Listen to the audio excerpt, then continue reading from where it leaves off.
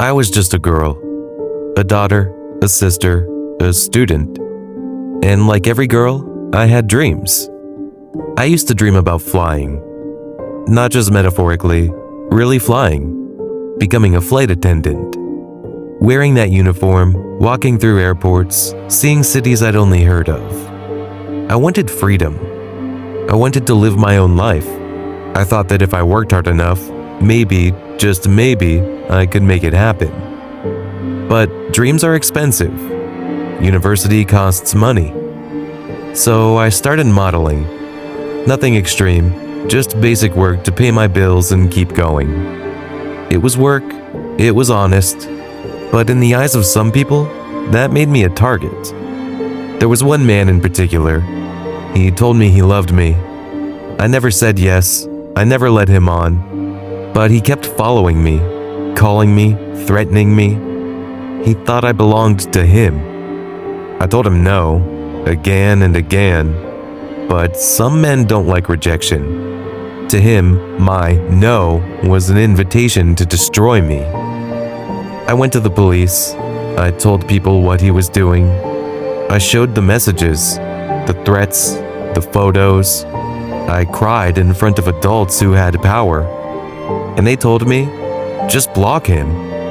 Don't give him attention. Are you sure you didn't encourage him? They made me feel like I was the problem. So I stopped asking for help. But the fear didn't stop.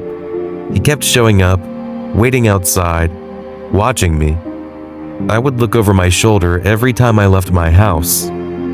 Every step felt unsafe. So I made a decision. I left. I moved from Mansoura to Cairo. I went to live with my sister. For the first time in months, I could breathe. I could walk to the store without feeling like I was being hunted.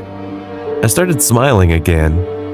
I began to feel human again. But then came the exam. One last university exam back in Mansoura. I didn't want to go.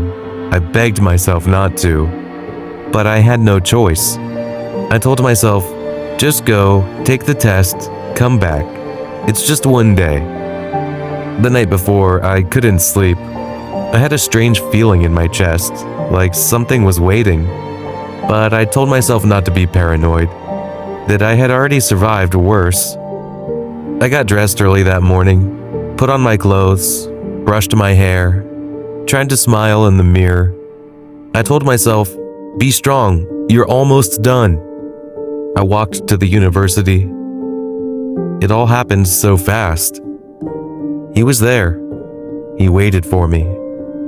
In broad daylight, in front of dozens of people, he pulled out a knife. He didn't say a word. He didn't hesitate. He went straight for me. I felt the first stab in my neck, then another, and another. I tried to scream. I tried to run, but my legs gave out. People were there. People saw. Some gasped, some pulled out their phones, but no one stopped him. He kept stabbing. I felt the warmth of my blood on the ground. I remember the smell of iron, the sound of panic around me, but no hands reached for me. No one tried to cover my wounds. No one fought him off. I died right there, right in front of the place I went to learn. On the ground, in the open, surrounded by silence. I thought the pain would end with death, but it didn't. Even after I was gone, some people blamed me. They said it was because I didn't wear the hijab, because I wore makeup, because I worked in modeling, because I smiled, because I was free. They said I deserved it. They said I brought shame, that I invited this, that if I had just stayed quiet, this wouldn't have happened. But none of that is true.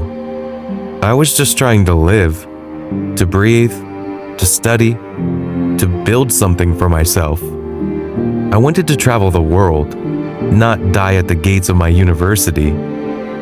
No one deserves what happened to me, and yet it happened, right there, in front of everyone. and no one helped.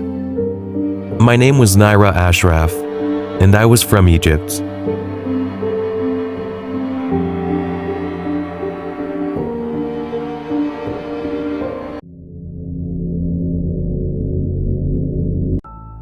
When I was 12, I went to a sleepover that I'll never forget. Not because it was fun, not because it was special, but because it changed the way I see the world. There were around 20 girls invited. The host lived in a one-bedroom apartment, and we were all crammed in there like sardines. Some took the couch, some found corners on the floor. I ended up with a thin blanket on the cold tile in the kitchen. It was late. The lights were out, except for the soft blue flicker from the living room TV. I fell asleep to the hum of the refrigerator and the low murmur of distant whispers. At some point during the night, I woke up. No loud noise, no touch, just this sudden, sharp awareness that something wasn't right. My eyes opened slowly, and that's when I saw it.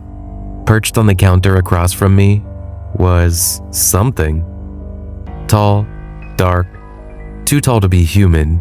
Its limbs were too long, bent in impossible angles. It crouched like a gargoyle, one arm stretched above to the cabinet for balance, its head slightly tilted as if it was curious. At first, I couldn't move. Not because something was holding me down, but because I was frozen with fear. My mind raced, trying to make sense of what I was seeing. A shadow? A trick of the light? But no, it had depth, presence, weight. I squeezed my eyes shut, hard, told myself I was dreaming, that when I opened them, it would be gone. But when I did, it was closer, no longer on the counter.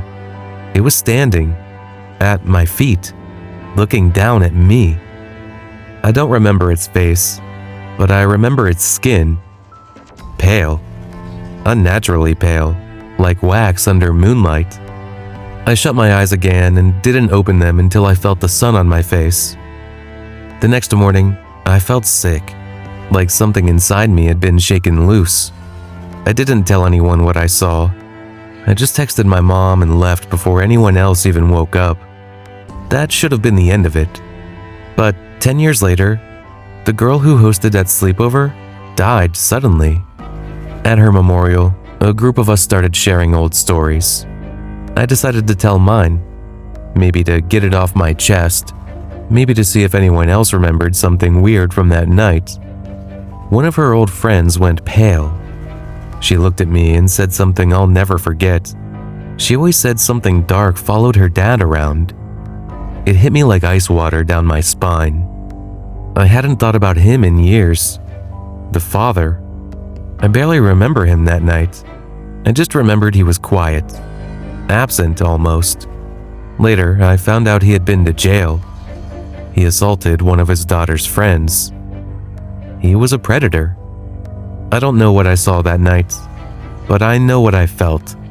That thing, it wasn't just standing over me, it was studying me, like it was waiting for something, or someone. I've never seen it again, and I've never experienced anything like that since. But I still wonder, what was it? And why did it choose me that night? Sometimes I think it wasn't a ghost. It wasn't a demon. It was something worse. Something tied to people like her father. Something that doesn't just haunt houses, but people. And maybe it didn't come from me at all. Maybe I just got in its way.